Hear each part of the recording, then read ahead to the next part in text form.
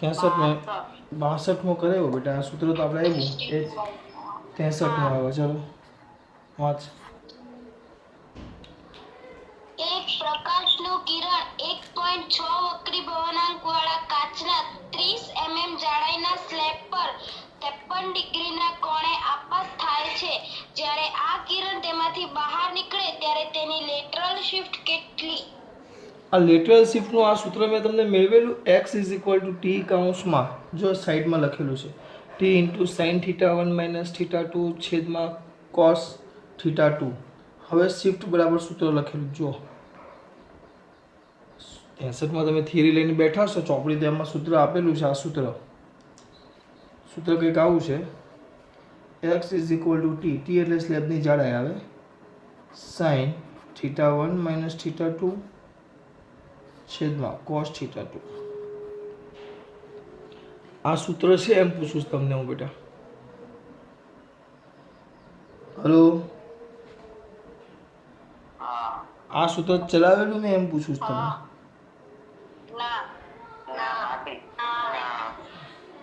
આ સૂત્ર છે તો ચોપડીમાં જોયું પણ ચલાવ્યું નથી મેં તમને. ઓકે ચલો હવે આમાં હોય કેવું છે હું તમને સ્પીડમાં થોડો પ્રયત્ન કરું છું મને યાદ આવી જાય તો.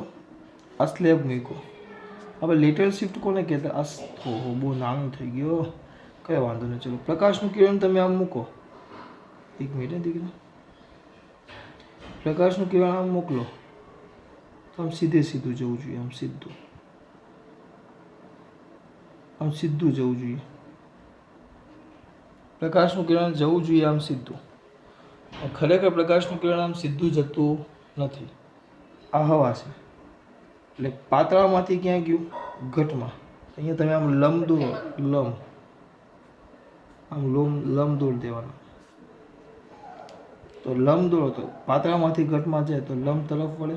અરે તારે અહીંયા નહોતું દોરવાનું કંઈ ને આ લંબ તરફ વળે અને પછી તમે એને સહેજ પાછું અહીંયા લંબ દોરો તો પાછી હવે આ ક્યાં હતું હવામાંથી કાચમાં લંબ તરફ વળ્યું પાછો આ કાચમાંથી હવે ક્યાં જાય છે હવામાં તો લંબથી પાછો આમ દૂર જાય. આકૃતિ બરાબર નથી દોરાણી આકૃતિ જ મેન છે આમાં ધ્યાન આપજો બેટા. પાછી દોરું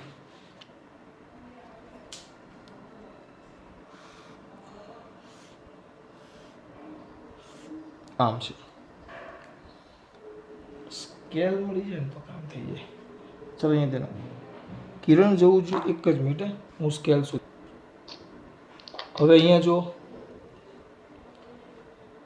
પહેલાં આપણે શું કર્યું પ્રકાશનું કિરણ જો તમે સીધું એમનેમ ન હોય તો આ માધ્યમમાંથી આમ સીધું જાય આમ સીધું જ જાય કોઈ ફરક ન પડે આમ સીધું જ જાય તેનો આ મૂળ માર્ગ કહેવાય.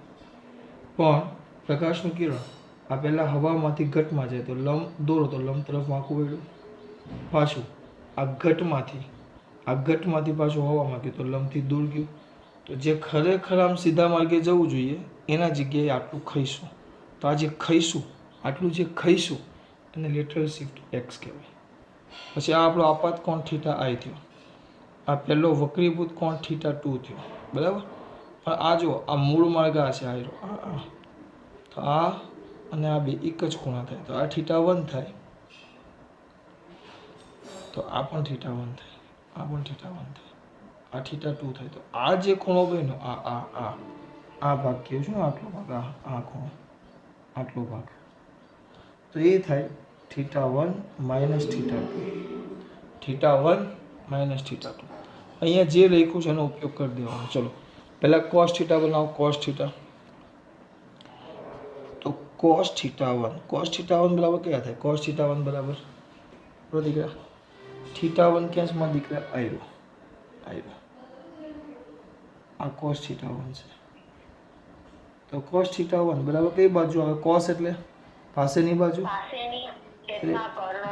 પાસેની એટલે t આ θ1 આ છે જો આ ભાગા cos θ1 આ θ1 થયો તો પાસેની એટલે આ થાય. ઓ બાળકો ઓ દીકરાઓ આ થયો આ θ1 થયો તો t ના છેદમાં શું આવશે કર્ણ કયો થશે બોલો કર્ણ બી BC બી સી નો થાય, બી ઈ થાય. તો બે કાટકોણ કોણ છે સર? કયો બેટા? BC કોણ થાય ને? હા બીસી થશે. તો થાય ને? હા એક મિનિટ, થીટા ટુ તમે કયો? ઓ સોરી, થીટા ટુ આ છે. બી નો થાય. એક મિનિટ, કોસ થીટા ટુ છે દીકરા, આપણે 1 લીધો જો ને અહીંયા. કોસ થીટા ટુ છે, તો કોસ થીટા ટુ એટલે આ ભાગ થયો. આ ખૂણો બન્યો, આ બન્યો, આ બન્યો, જો તો BC આ બન્યો. તો આ કયો આવ્યો ટી, અને આ શું આવશે બીસી.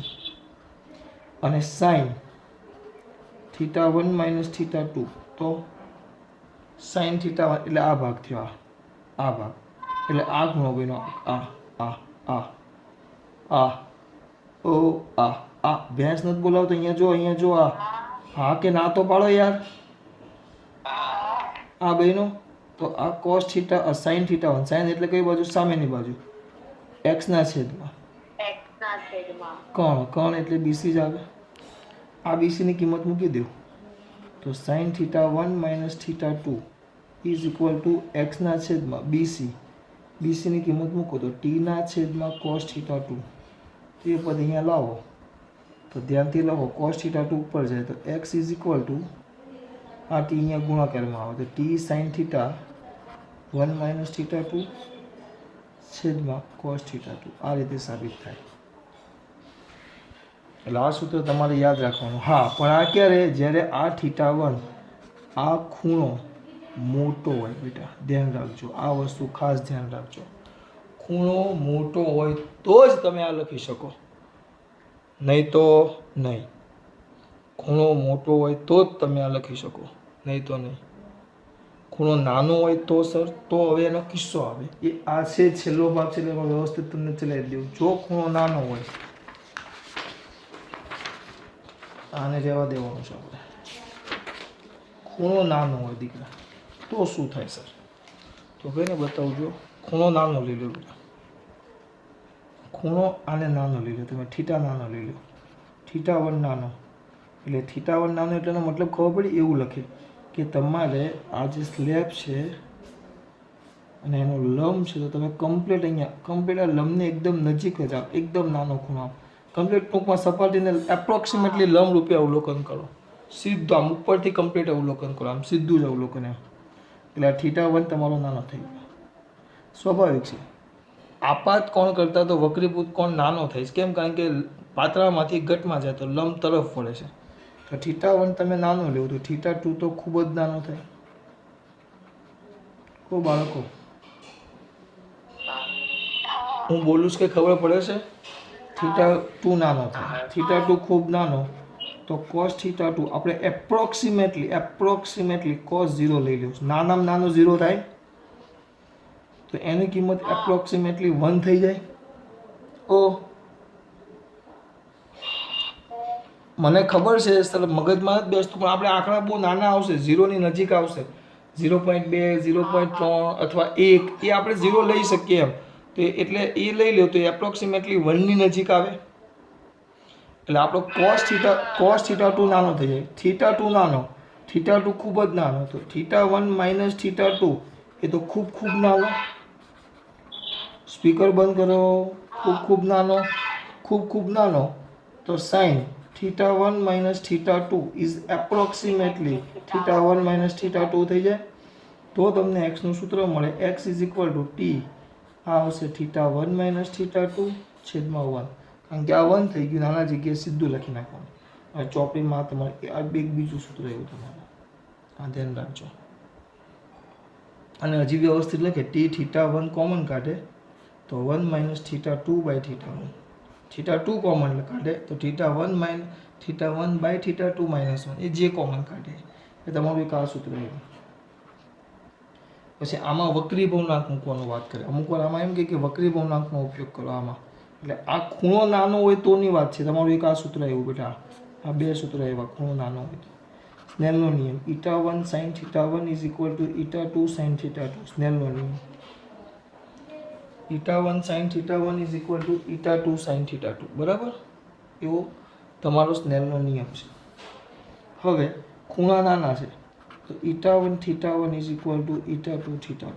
ખૂણા નાના છે એટલે સાઈનની જગ્યાએ તમે θ1 ને θ2 લખી શકો.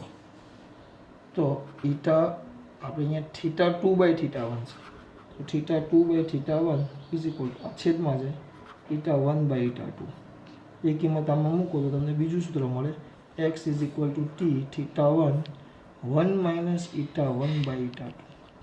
આ ક્યારે જ્યારે ખૂણા નાના હોય તો. જો ખૂણો મોટો હોય તો મહેરબાની કરીને આ સૂત્ર યાદ રાખવાનું છે. ખૂણો મોટો હોય તો મસ્ટ બી આ સૂત્ર યાદ રાખવાનું.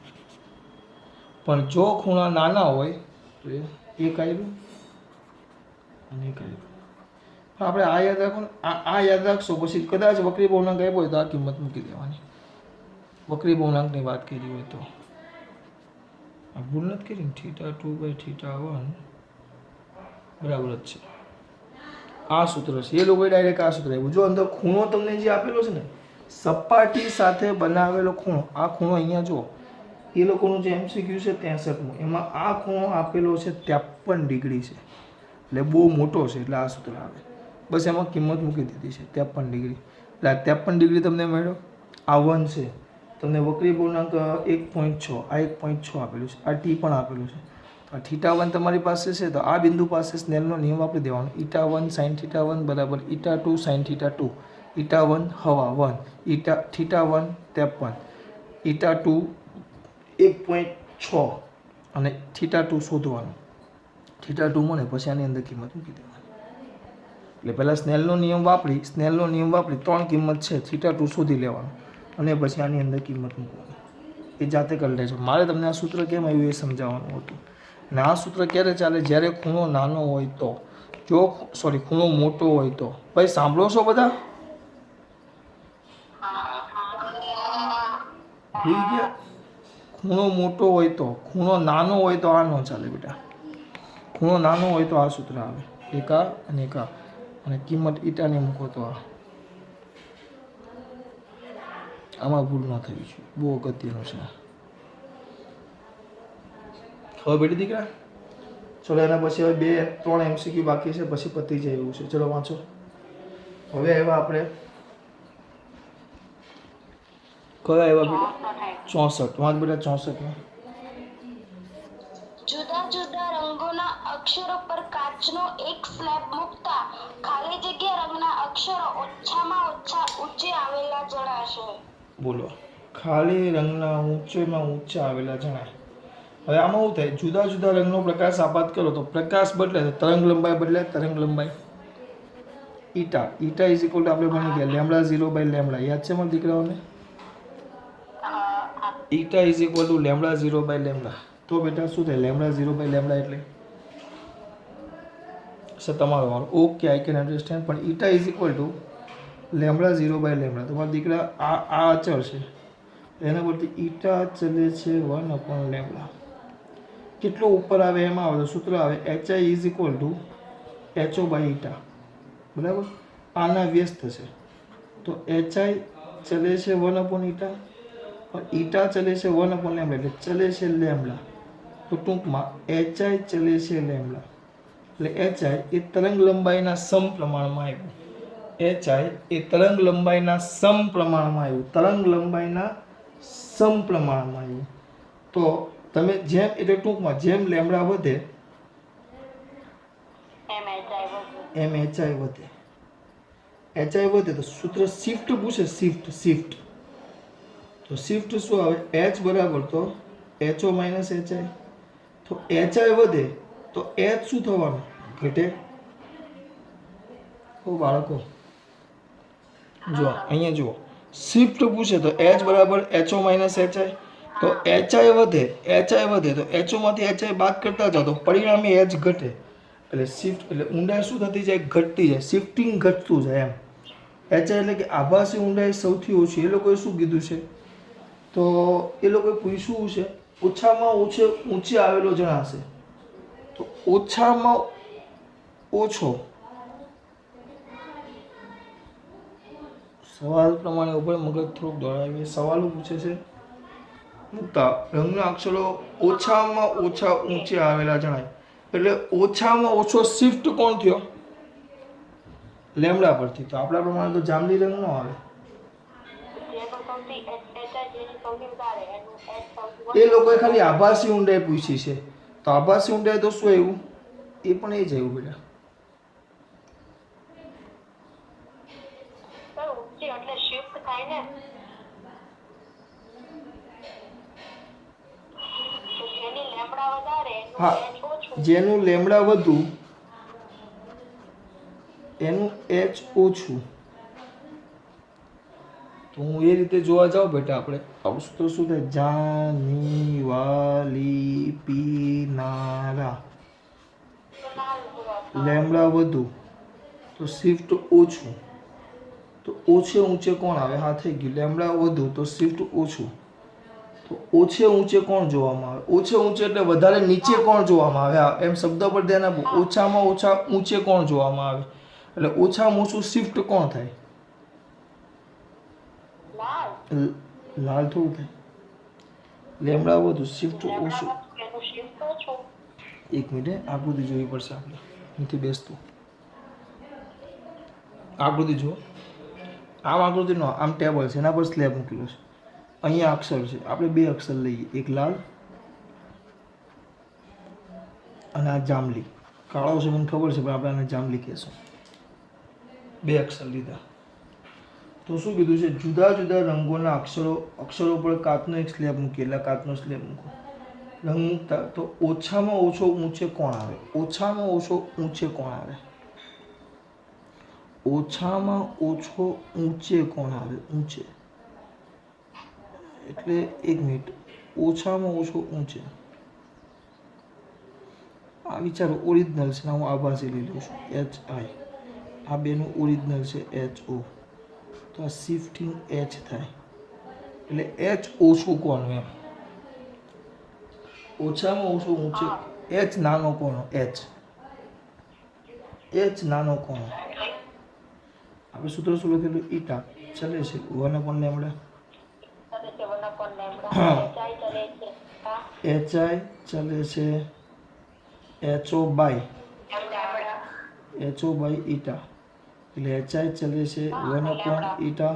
ચલે છે લેમડા. એટલે તમારી આભાસી ઊંડાઈ એ તરંગ લંબાઈના કયા પ્રમાણમાં હોય? સમપ્રમાણમાં. તરંગ લંબાઈના સમપ્રમાણમાં. બરાબર. તો તરંગ લંબાઈના કયા પ્રમાણમાં કીધું? સમપ્રમાણમાં. સમજી ગયો બરાબર? તરંગ લંબાઈના સમપ્રમાણમાં. તો હવે શું કે મારા દીકરાઓ?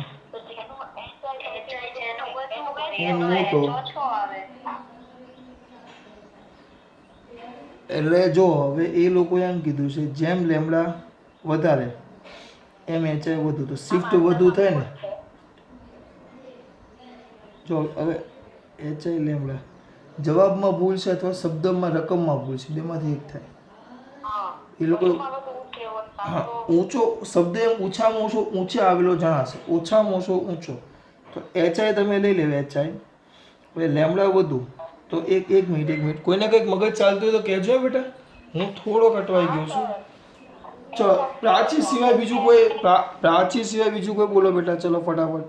કોઈ પણ એનીવન. પિનલ, જાની, બહુ બધા છે. લોખંડે, બોલ ને બેટા. ઈટા બરાબર તો લેમડા 0/લેમડા આવે. હા. તો આમાં તરંગ લંબાઈ થોડી બદલાય. જો તરંગ લંબાઈ ન બદલાય. ચલો, એ સવાલ સારું કર્યો, કારણ કે મેં વિચાર્યું હતું. પ્રકાશ તમે અહીંયાથી મૂકો. બરાબર. આ લાલ રંગનો અક્ષર છે. તો લાલ રંગની વસ્તુ હોય તો યાદ કરો, એના પર શ્વેત પ્રકાશ આપાત થાય. પણ એ શું કરે? પોતે આપાત થયેલા બધા રંગોમાંથી માત્ર બહાર કોને મોકલે? લાલ રંગને જ મોકલે. એટલે આપણી આંખમાં તો લાલ રંગ જ આવે.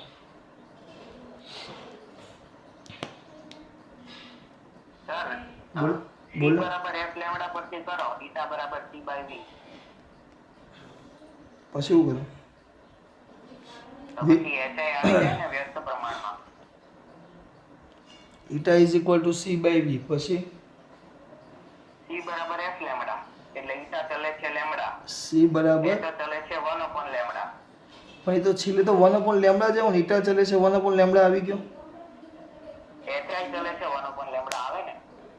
કેમ HI ચલે છે 1 lambda? C is equal to F lambda. હા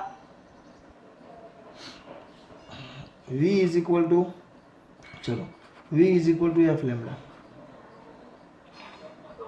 બરાબર. બરાબર c બાય v.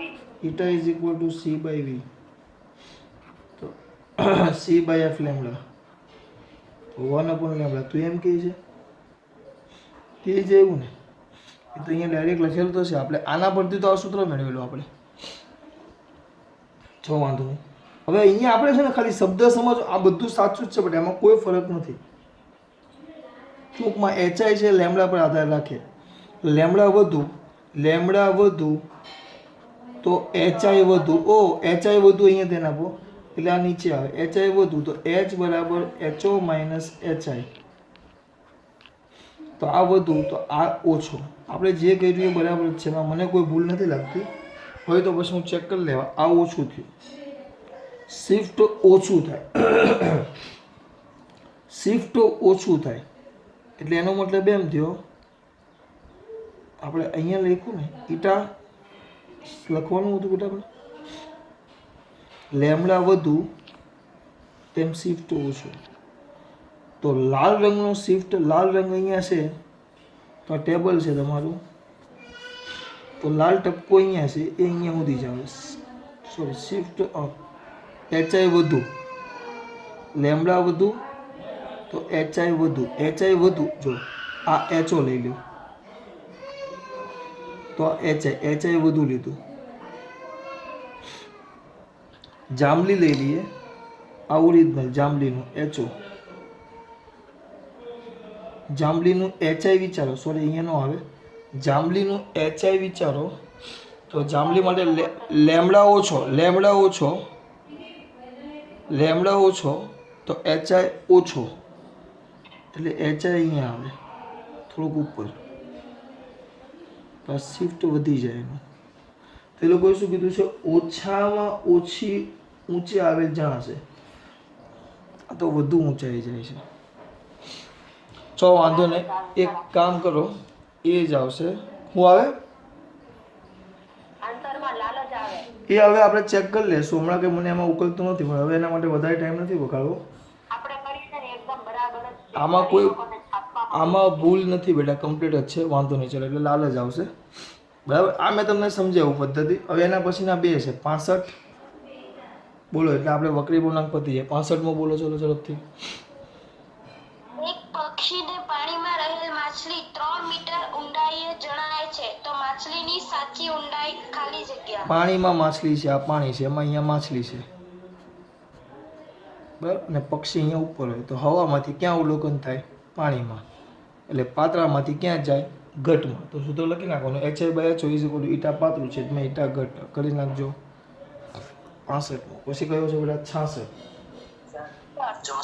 છે ને હા એમાં એ લોકોએ સોલ્યુશનમાં એમ જ લખ્યું છે કે આભાસી ઊંડાઈ સૌથી ઓછી હોય અને પાછો જવાબ જાંબલી આપ્યો છે ના એટલે આપણે મેં અંદર સોલ્યુશન જોયું જ નથી હું તો આમાં ડાયરેક્ટ જવાબ જોઉં છું એટલે આપણે આજે કર્યું ને મેં તમને કમ્પ્લીટ સમજાવી દીધું છે બધું હવે એ પ્રમાણે જવાબ આપણો લાલ આવે તો ભાઈ આભાસી ઊંડાઈનો જવાબ આપ્યો છે હા એટલે હું એ તો કેવું છું હા ઊંડાઈનો જવાબ આપે છે લોકો ઊંડાઈનો આપણે શિફ્ટિંગની વાત કરીએ છીએ અને એ લોકો ઊંડાઈની વાત કરે છે એટલે આપણે એમાં નહીં પડો આપણે આમાં ક્લિયર થઈ ગયું પહેલાં